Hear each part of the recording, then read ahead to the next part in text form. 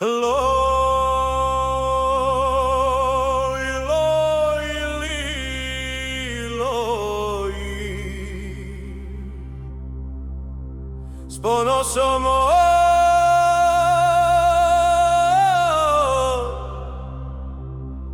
Gospodine, slušam te da budeš očišćen. Loj, loj, loj, li, loj.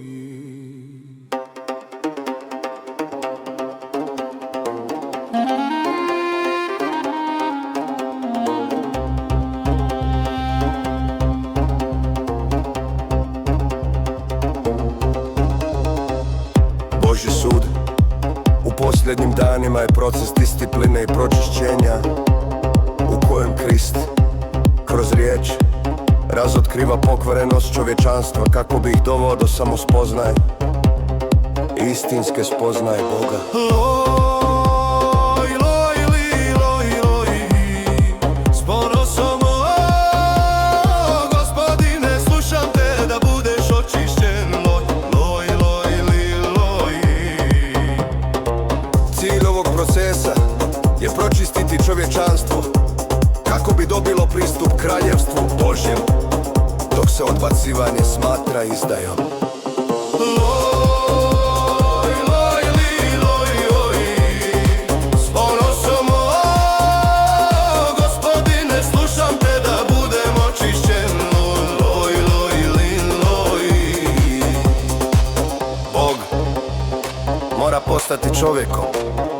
Konačni sud ne može doći s neba ili kroz ljude, sam Bog mora doći na zemlju kao utjelovljeni Krist da izravno pouči čovječanstvo. Loj,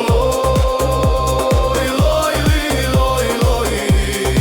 S ponosom Gospodine, slušam te da budem očišćen. Loj, loj, loj, li, loj.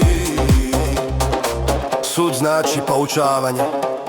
Sud nije iznenadni, rezervni udarac, već priopćavanje istine kroz ove riječi. Ljudi trebaju biti osvojeni i pročišćeni. Loj, loj, li, loj, loj. S ponosom Gospodine, slušam te da budem očišćen. Loj, loj, li, loj. Upozorenje protiv tvrdoglavosti. Tko čeka da ga stari Isus jednostavno odvede u nebo i odbaci novu inkarnaciju, propušta svoje spasenje. Loj, loj, li, loj, loj. S ponosom Gospodine, slušam te da budem očišćen. Loj, loj, li, loj. Tekst prijeti onima koji se drže starih ideja ognjenim jezerom. Božje nove riječi su tu da se oslobode tradicionalnih religijskih očekivanja i da priznaju Boga u njegovom novom ljudskom obliku u našem vremenu. Loj, loj, li, loj, loj. S ponosom Gospodine, slušam te da budeš oslobođen. Loj, loj, li, loj.